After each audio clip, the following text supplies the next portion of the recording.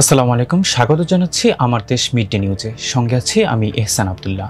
শুরুতেই জানিয়ে দিচ্ছি সংবাদ শিরোনাম। রাতভর বৃষ্টিতে রাজধানীতে জলাবদ্ধতায় চরম দুর্ভোগ। যুক্তরাষ্ট্রে ডক্টর ইউনূসের সফর ঘিরে বিএনপি আওয়ামী লীগ হাতাহাতি। উপদেষ্টা পরিষদ বৈষম্য তৈরি করছে বলে অভিযোগ রাশেদ খানের। এবার ফিলিস্তিন রাষ্ট্রের স্বীকৃতি দিল পর্তুগাল।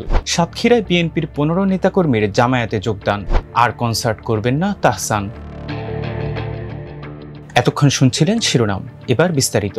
রোববার দিবাগত রাত থেকে টানা বৃষ্টিতে জলাবদ্ধতা দেখা দিয়েছে রাজধানীর বিভিন্ন সড়কে।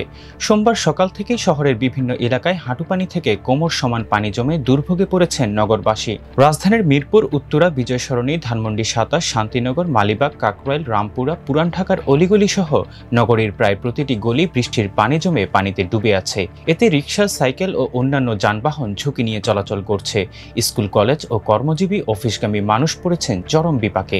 এদিকে বৃষ্টির কারণে তৈরি জলাবদ্ধতায় রাজধানীতে যাতায়াত খরচ বেড়ে যায় হঠাৎ করেই।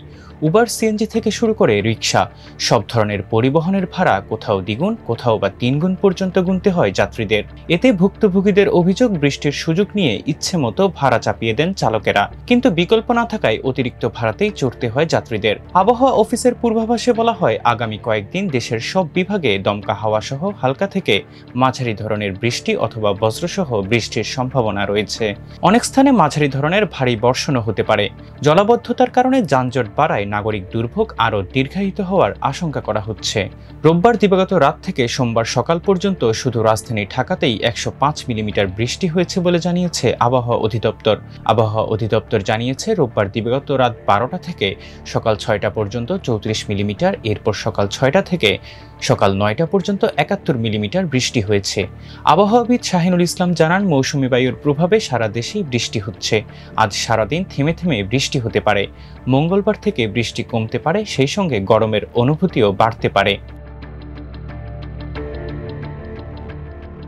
প্রধান উপদেষ্টা ডক্টর মোহাম্মদ ইউনূসের নিউ ইয়র্কের সফর ঘিরে জেএফকে বিমানবন্দরে একদিকে বিএনপি, অন্যদিকে আওয়ামী লীগ ও সমমনা সংগঠনের নেতাকর্মীরা মুখোমুখি অবস্থান নিয়েছেন। সোমবার ডক্টর ইউনূসের আগমনের আগেই তারা সেখানে অবস্থান নেন। দুই পক্ষকে নিয়ন্ত্রণের জন্য পুলিশ কঠোর অবস্থানে রয়েছে। পাল্টাপাল্টি কর্মসূচির কারণে নিউ ইয়র্কের বাংলাদেশ কমিউনিটিতে এক ধরনের থমথমে পরিস্থিতি বিরাজ করছে। জানা গেছে, ডক্টর ইউনূসকে স্বাগত জানাতে যুক্তরাষ্ট্র বিএনপি এবং তার সমমনা সংগঠনগুলো ব্যাপক প্রস্তুতি নিয়েছে।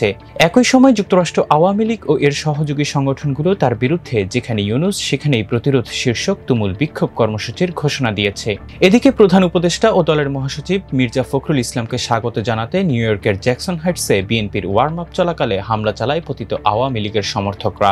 এ সময় দুপক্ষের মধ্যে হাতাহাতি হয়। এর আগে অন্তর্বর্তী সরকারের প্রধান উপদেষ্টা ডক্টর মোহাম্মদ ইউনূসের যুক্তরাষ্ট্র সফরের সময় ফ্যাসিস্ট ও পতিত আওয়ামী লীগ যে কোনো অন্যায় ও সন্ত্রাসী কর্মকাণ্ড চালালে তা আইনিভাবে প্রতিহত করার ঘোষণা দিয়েছে বিএনপির যুক্তরাষ্ট্র শাখার নেতারা।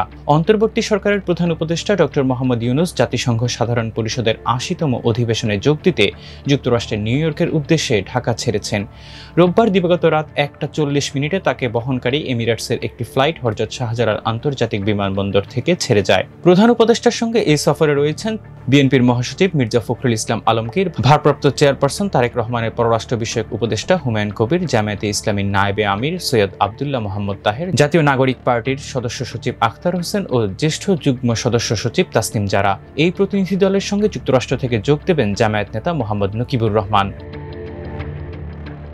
বৈষম্য দূর করতে এসে অন্তর্বর্তী সরকারের উপদেষ্টা পরিষদ আরও বৈষম্য তৈরি করেছে বলে অভিযোগ করেছেন গণ অধিকার পরিষদের সাধারণ সম্পাদক রাশেদ খান।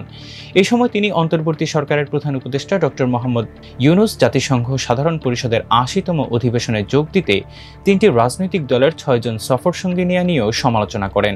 সোমবার এক ফেসবুক পোস্টে গণ অধিকার পরিষদের এই নেতা লিখেন, অন্তর্বর্তীকালীন সরকারের উপদেষ্টাগণ জাতিসংঘ সফরে 3টি রাজনৈতিক দলের প্রতিনিধিদের নিজেদের প্রোটেকশনের স্বার্থে নিয়ে গেছেন। তাছাড়া সেখানে রাজনীতিকদের কোনো কাজ নেই। স্বাভাবিকভাবে সেখানে আওয়ামী লীগের নেতাকর্মীরা বিক্ষোভ প্রদর্শন করবে, হয়তো তারা গালিগালাজ বা উপদেষ্টাকে অপদস্থ করার মতো ঘটনা ঘটাবে। ইতিমধ্যে বিএনপি জামায়াতের নেতাকর্মীরা নিরাপত্তার জন্য ব্যানার নিয়ে নেমে গেছে। পাশাপাশি আওয়ামী লীগও আছে। বিদেশের মাটিতে মুখোমুখি অবস্থান। এ সময় প্রধান উপদেষ্টার সঙ্গে রাজনৈতিক সফর সঙ্গীরা না গেলে এমন মুখোমুখি অবস্থা তৈরি হতো কিনা তা নিয়েও প্রশ্ন তোলেন তিনি।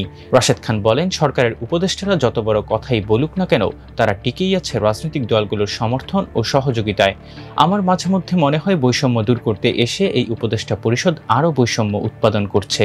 13.5 মাসে সরকার প্রধান যেসব অনুষ্ঠানে দেশের বাইরে গেছেন, সেসব অনুষ্ঠানে পৃথিবীর অন্যান্য দেশ স্রেফ প্রতিনিধি পাঠিয়েছে, কিন্তু আমাদের সরকার প্রধান সেখানে নিজে উপস্থিত হয়ে অনুষ্ঠানের গুরুত্ব বাংলাদেশিদের কাছে প্রবল করেছেন।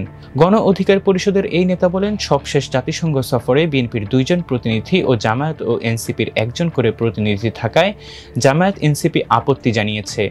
তারা সরকার থেকে সমতা চায়, মানে নিজেদের মধ্যে সমতার নীতি প্রতিষ্ঠিত হলে আর কোনো দলের প্রয়োজন নেই। এভাবেই সরকার ও রাজনৈতিক দলগুলো সাম্য, মানবিক মর্যাদা ও ন্যায় বিচারের বাংলাদেশ গঠন করতে চায়। প্রধান উপদেষ্টার জাতিসংঘ সফর সফল ও সার্থক হোক। প্রধান উপদেষ্টার সফর সঙ্গী হিসেবে যুক্তরাষ্ট্রে গেছেন বিএনপির মহাসচিব মির্জা ফখরুল ইসলাম আলমগীর এবং দলটির ভারপ্রাপ্ত চেয়ারপারসন তারেক রহমানের পররাষ্ট্র বিষয়ক উপদেষ্টা হুমায়ুন কবির, জামায়াতে ইসলামীর নায়েবে আমির সৈয়দ আবদুল্লাহ মোহাম্মদ তাহের ও জামায়াত নেতা নকিবুর রহমান তারেক এবং জাতীয় নাগরিক পার্টির সদস্য সচিব আখতার হোসেন ও যুগ্ম আহ্বায়ক ডক্টর তাসনিম জারা। যুক্তরাজ্য, কানাডা ও অস্ট্রেলিয়ার পর এবার আনুষ্ঠানিকভাবে ফিলিস্তিন রাষ্ট্রের স্বীকৃতি দিয়েছে পর্তুগাল। নিউ ইয়র্কে জাতিসংঘে পর্তুগালের স্থায়ী মিশনের সদর দপ্তরে সাংবাদিকদের কাছে একথা জানান দেশটির পররাষ্ট্রমন্ত্রী পাওলো রেঞ্জেল। রেঞ্জেল বলেন, পর্তুগাল একটি ন্যায্য ও স্থায়ী শান্তির একমাত্র পথ হিসেবে দ্বিরাষ্ট্রীয় সমাধানের পক্ষে। যুদ্ধবিরতি জরুরি উল্লেখ করে তিনি বলেন, হামাস গাজায় বা এর বাইরে যে কোনো ধরনের নিয়ন্ত্রণ রাখতে পারবে না এবং সকল জিম্মিদের মুক্তি দিতে হবে। যুক্তরাজ্য, কানাডা ও অস্ট্রেলিয়া ফিলিস্তিন রাষ্ট্রের স্বীকৃতি দেওয়ার কয়েক ঘন্টা পর একই ঘোষণা দেয় পর্তুগাল। ফ্রান্স, লুক্সেমবার্গ ও মাল্টা এর আগেই ঘোষণা দিয়েছে যে তারা আগামী সপ্তাহে জাতিসংঘ সাধারণ অধিবেশনের সময় রাষ্ট্র হিসেবে ফিলিস্তিনকে স্বীকৃতি দেবে। জাতিসংঘের 193 সদস্য দেশের প্রায় 75% এরই মধ্যে ফিলিস্তিনকে স্বীকৃতি দিয়েছে। এদিকে ফিলিস্তিনকে স্বীকৃতি দেওয়ার নিন্দা জানিয়েছে ইসরায়েল। সাতক্ষীরায় আনুষ্ঠানিকভাবে জামায়াতে যোগ দিয়েছেন বিএনপির 15 নেতাকর্মী। রোববার রাতে সদর উপজেলার ব্যাংদহা কাছারিবাড়ি জামে মসজিদে সিরাতুন নবী মাহফিল শেষে তারা জামায়াতে যোগ দেন। এ সময় তাদেরকে ফুল দিয়ে বরণ করে নেওয়া হয়। ফিংড়ি ইউনিয়নের 2 নম্বর ওয়ার্ড বিএনপির সাংগঠনিক সম্পাদক পদপ্রার্থী মোহাম্মদ আবু সালেকের নেতৃত্বে তারা জামায়াতে যোগদান করেন। অনুষ্ঠানে প্রধান অতিথি হিসেবে উপস্থিত ছিলেন জামায়াতের কেন্দ্রীয় সাংগঠনিক সেক্রেটারি ও খুলনা অঞ্চল পরিচালক মুহাদ্দিস আব্দুল খালেক। এ সময় আরও উপস্থিত ছিলেন আলহাজ ডক্টর আবুল কালাম বাবলা, উপজেলা জামায়াতের নায়েবে আমির মাস্টার হাবিবুর রহমান, মাওলানা আজাদুল ইসলাম সহ উপজেলা ও স্থানীয় নেতারা। ধীরে ধীরে নিজের মিউজিক ক্যারিয়ার গুটিয়ে নেওয়ার কথা জানিয়েছেন জনপ্রিয় সঙ্গীত শিল্পী তাহসান খান। সম্প্রতি অস্ট্রেলিয়ায় এক কনসার্ট শেষে এটিকে নিজের শেষ কনসার্ট বলে ঘোষণা দেন তিনি। তাহসান জানান, তার মেয়ে বড় হচ্ছে, এখন দাড়ি রেখে স্টেজে দাঁড়িয়ে এমন লাফালাফি করতে ভালো লাগে না। এ সময় নিজের সব সোশ্যাল মিডিয়া অ্যাকাউন্ট ডিঅ্যাক্টিভেট করে দিয়েছেন বলেও জানান এই সঙ্গীত শিল্পী। এর আগে অভিনয় থেকে সরে দাঁড়ানোর ঘোষণা দেন তাহসান। সে সময় তিনি জানান, তিনি 20 বছর ধরে অভিনয়ে কাজ করছেন, নিজেকেই নিজের বিরতি নিতে হয়। যারা তাকে ভালোবাসে তার কাজ ভালো লেগেছে বলেই ভালোবাসে। যখন মনে হয় কাজ একঘেয়েমি হয়ে যাচ্ছে, খুব একটা ভালো কাজ হচ্ছে না, তখন নিজেকেই থামিয়ে দিতে হয়। দর্শক, এই ছিল আমার দেশের আজকের মিড ডে আয়োজন। এতক্ষণ সঙ্গে থাকার জন্য ধন্যবাদ।